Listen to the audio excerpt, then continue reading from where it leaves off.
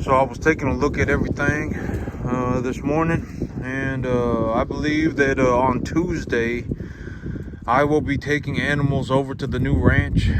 I'm in a situation right now where I don't really have, I only got 4 bales of hay left, and hay is still cheap, but I don't really want to, okay, so the whole reason, a long while back, I mean, it's been maybe a couple of months or so, but I was going over my business plan. I was going over the feed schedule for the animals. How much do I anticipate they'll eat? How much, et cetera, how much it's going to cost me.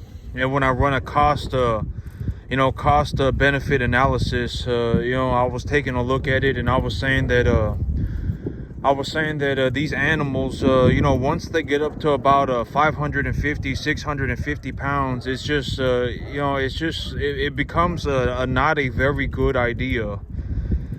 Okay, so, in terms of the broader things, I've talked about, it's not that good of an idea to be in the feeder cattle business, right? Like, you really, unless you're in somewhere like you're in the middle of Nebraska, right? I've talked about this. Like, if you're in the middle of,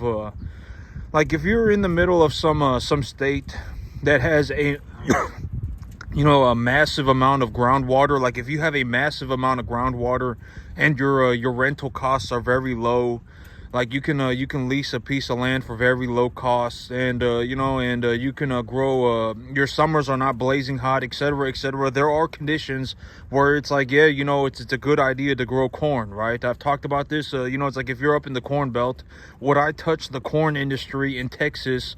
No, I would not. I wouldn't touch it with a 5,000-foot pole. All right, I wouldn't grow corn in Texas. It's just not a good idea.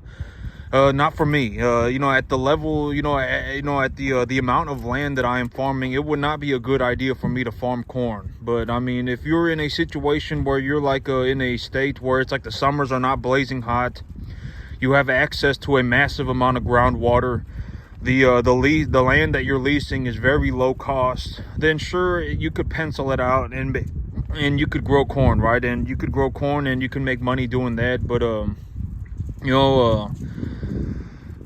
for me, here right now, it's not a good idea. And so, I actually, I was gonna talk about something, and I completely forgot what I was gonna talk about. In terms of the feeder cattle business, is not that good of an idea. All right, here in Texas, we pay a premium for corn. Our corn's a bit more expensive than the commodity average. Our summers are blazing hot. Et cetera. Our corn is expensive. Our cattle are worth a little less, right? And so, et cetera. It's just not that good of an idea to be in the feeder cattle business. There are, I'm sure, but when you take a look at it, I mean, if you a lot of people, in terms of the feeder cattle business, the big, massive industries have effectively cornered the market, right? I've talked about this. When you talk about just having like hundreds of thousands of cattle, and you just got them in pens, and you're feeding them a total mixed ration all the time. In terms of that business, the commercial industry really has that market cornered.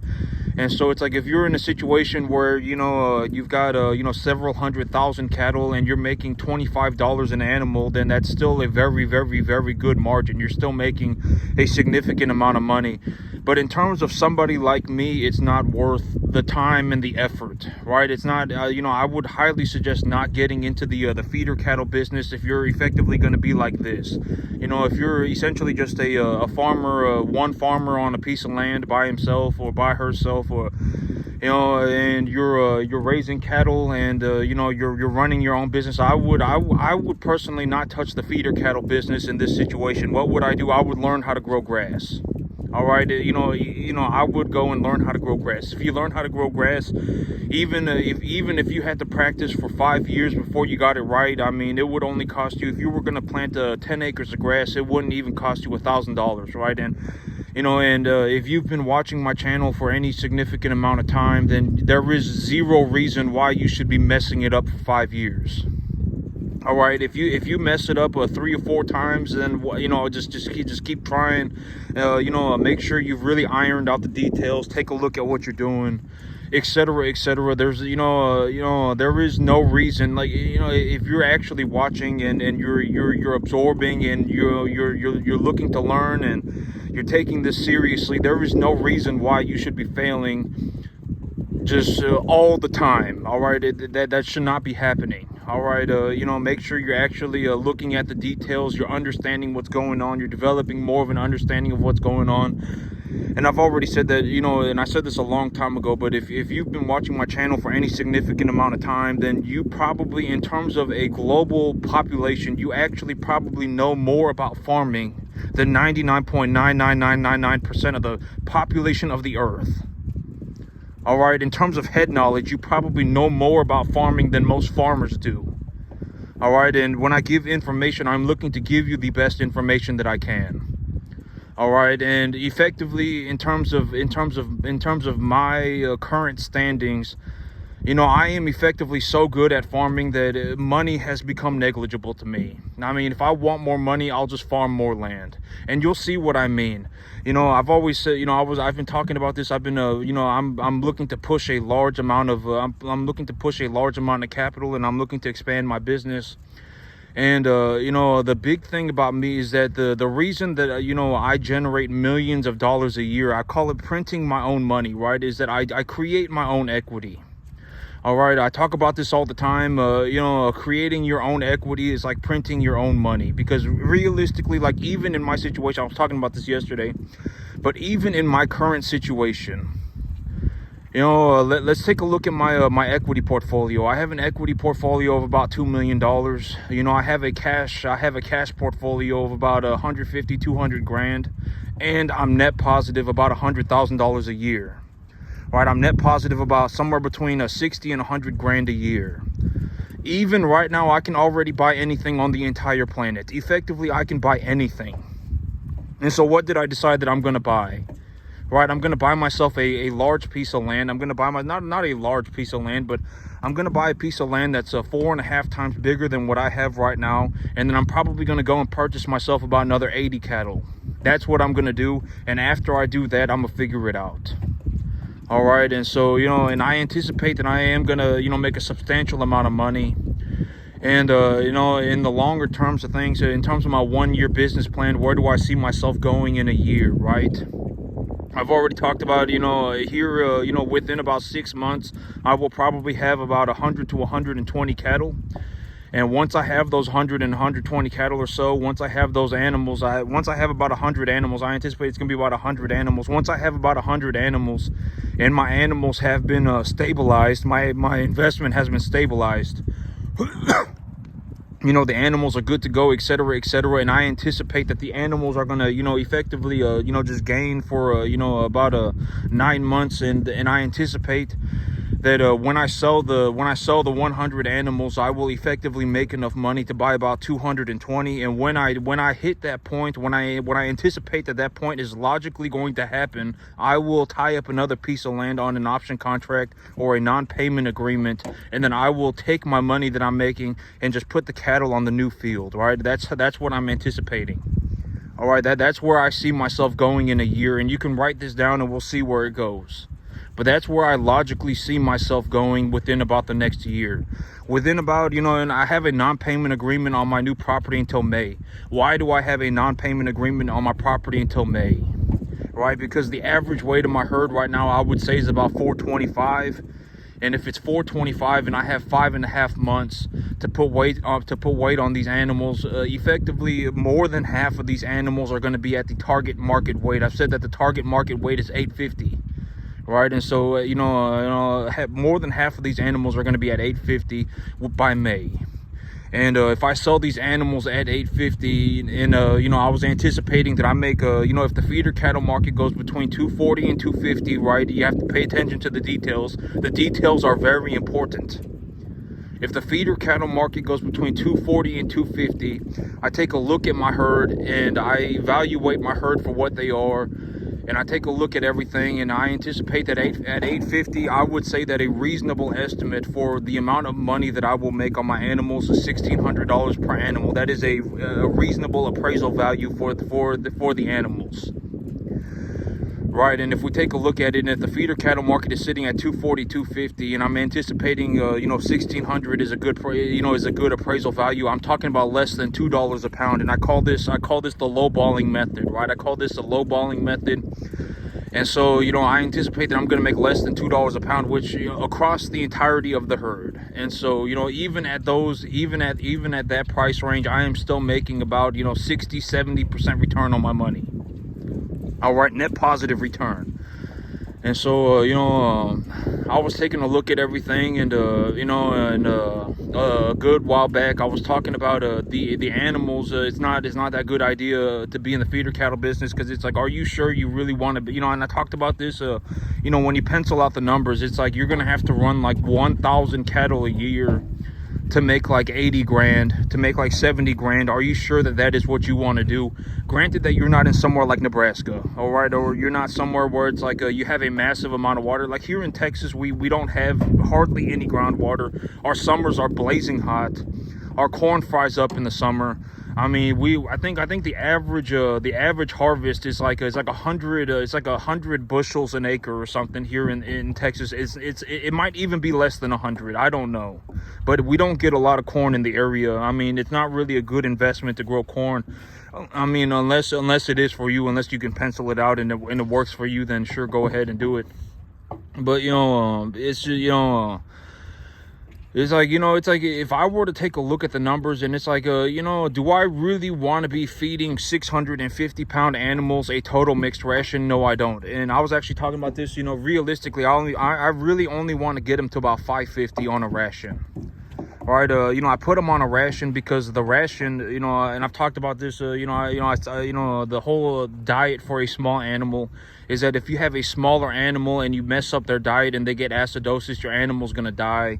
If you get an animal with acidosis and the acidosis develops into BRD, right, they get sick, they get pneumonia from having acidosis because they're not eating properly, then that BRD can become contagious. And then now you got one animal that was having acidosis that developed BRD, and now that animal got 3 other animals sick.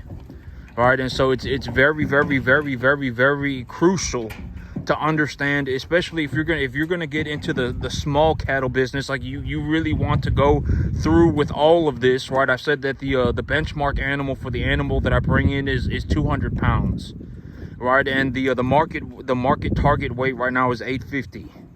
And if you're actually looking to do this, I mean, you really need to understand animal medication and animal diet very, very, very thoroughly. Once your animal, and I've already talked about this, if I was just gonna be completely honest, like if you're legitimately just looking to get started, like you don't really have, you don't have any experience under your belt. You really don't know what you're doing with cattle. You have, you just don't really know. And then I would suggest starting with like a 400-pound animal. I would suggest starting with a 500-pound animal, because if you have a 500-pound animal, they're effectively, you don't really have to be so worried about what they're eating.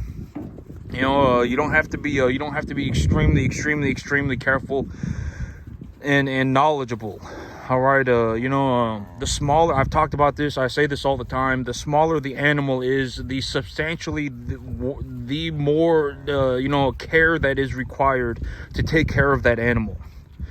And it's a substantial scale. If you don't know what you're doing and you go and buy a whole bunch of 200-pound calves, I mean, you're effectively done for. All right, you don't know about animal medication, you don't know about vaccinations, antibiotics, animal feed, if you don't, then you're effectively just doomed. All right, I mean, if you want to go find out for yourself, have fun. Keep that BS to yourself. It's not if you want to go and find out for yourself, have fun. All right, I mean, it's very, very, very, very, very difficult to raise 200-pound animals. And a lot of times when you go to the sale barn, I've talked about this in reality, when someone in this area, when I go to the sale barn, it's not like when you go to the sale barn, people are not selling. And because here in Texas, I've talked about this, here in Texas, you're effectively always going to see cattle one by one. You're not going to see long strings of cattle unless you go to like a preconditioned sale somewhere. You're not going to see long strings of cattle. And if you're gonna have to understand that people are not selling their number one premium calves. All right, people are not taking like their best calf to the market. right? I mean, they're taking a calf that it's like it's their weak calf. The mama's not good. Something's happening, and they just want to sell the animal, right? I mean, that's usually not usually, but you have to understand that things like that happen. All right, and let's say that you get one calf that's just like the farmer thought that the animal was sick, and so they're selling the animal. They sell the animal. You don't really notice what's going on. You don't really have any idea what's going on, and then that animal gets 2 of your other animals sick, and now you have 3 animals that are sick, right? And then it turns into this massive, if you don't know what you're doing, it's gonna get out of hand very, very, very quickly. And so, you have to be, and this is also, and this is also what I mean by I would not get into the cattle business. There are a lot of ways to make money. And if you think that you want to be a farmer, you probably don't want to be a farmer. You probably just want to make more money. And when you're watching me and you see me making a boatload of money, you're more interested in the money than you are in the farming. All right, I almost guarantee it. And so, that's also why I talk about making money, right? But if you actually want to become a farmer, I would highly suggest learning how to grow the grass first. This guy keeps headbutting me. Hey, I would highly suggest learning how to grow the grass first. And I've always said that when you're watching me, you probably do not have anything to conceptually base your beliefs on, right? I've already said that the average person is actually closer to being homeless than they are to being something like this. All right, I can almost, you don't have any conceptual understanding that something like this, I may legitimately be one of the most capable farmers on the entire planet. All right, the chances of anybody getting to this point are effectively 0%. All right, there's a reason why, something like this, that there's a reason why people don't make it. I mean, the work is incredibly difficult. I mean, it might legitimately be the hardest thing. It will probably, I can almost guarantee you will never have experienced anything this difficult before in your entire life. All right, there's a reason why I'm the only one that's made it. And like on the entire, if we went through the entire planet, I'm sure that there are other people, there may be a handful of people that can do this too. All right, but you're going to see what I mean. And I've talked about, the big, in terms of me generating the most amount of money, I do it when I go onto a field in the middle of nowhere that has nothing on it. Right? When you take a look at the property that I'm buying right now, it's a field in the middle of Central Texas, and there's nothing on it. I am going to turn that field into a cattle business, and that cattle business is going to make a substantial amount of money. And when you can start a business and a business makes money, that business is evaluated at a multiple of those earnings. And that is how I generate such a massive amount of money. All right, if because I've talked about this, and if everybody could do it, if a lot of people could do it, everybody would be doing it. All right, I've always said that in terms of talk is cheap. Okay, talk is cheap. Money talks, and but talk itself is cheap. I mean, go and find somebody with a substantial amount of money. I can almost guarantee it. I may legitimately be the only person, the only farm, one of the very, very, very, very few farmers that can generate $2 million on a 10.5 acre field. I'm the only one that can do it. Effectively, it doesn't matter where you go. I'm one of the very few people that can do it. All right, and you're gonna, if you just watch my channel, you're gonna be able to watch. You're gonna get to watch me effectively just start myself an entirely new cattle business on a piece of land in the middle of nowhere, and that business is gonna make a substantial amount of money. And that money is a business, right? What we're talking about is a business, and that business is going to be evaluated at a multiple of the amount of money that I make. All right, it's going to be a substantial amount of money. I'm already telling you, it's going to be such, even right now, even as of today, I already make enough money on this 10.5 acre field for me to do effectively anything on the entire planet. It doesn't matter. All right, I mean, if I sat here on a 10.5 acre field for the rest of my life, and ran cattle like this, I could effectively make enough money to do whatever the heck I wanted. I could easily buy myself a Lamborghini today. All right, it's not that big of a deal. I could go and buy myself a Lamborghini today if I felt like it. All right, legitimately. All right, God knows it. I know it. My mama, my mama probably knows it too. But God knows it, and I know it. I could legitimately, if I sat on this 10.5 acre field for the rest of my life, I could legitimately make enough money to do whatever the heck I wanted on the entire planet, short of like drugs, alcohol, and gambling. All right, and I'm anticipating that I take animals to my new field on Tuesday. I'm gonna start taking animals to my new field on Tuesday, and you're gonna see what I mean. The way that I generate that's how I generate the most amount of money. I effectively just take fields in the middle of nowhere. I go to a field in the middle of nowhere, there's nothing on it, and I turn it into a cattle business. And when I do that, and I make a large amount of money in the cattle business, I make enough money for money to be negligible to me.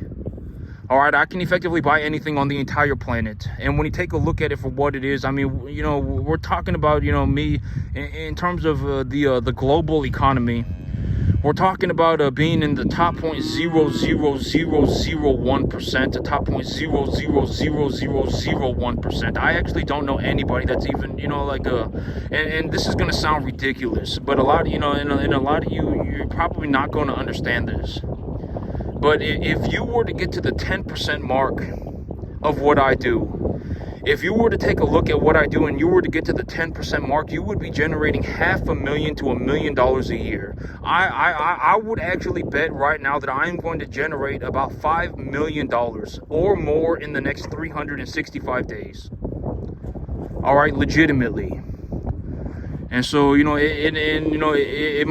might even be more. And so, it's gonna get, and I've already said that in terms of my monetary my monetary whatever, right? If we were to just look at the money, I would say that and I was talking about this, but the amount of money that I generate is about to hit a point of inflection. It's about to go vertical. All right, it's about to go vertical. And so I mean, if place your bets if you want to, okay? But that's my, and I've always said that's my niche, right? My niche is that I can effectively go anywhere. I can effectively go anywhere in the middle of Central Texas by myself and start myself a multi-million-dollar cattle business instantaneously. All right, like if you put me on a field for 10 seconds, I would already have a plan for what needs to be done. All right, and so, but y'all are going to get to watch me do it. I'm about to start putting cattle on this field probably on Tuesday. And, that's it for me today, YouTube. Y'all have a good one.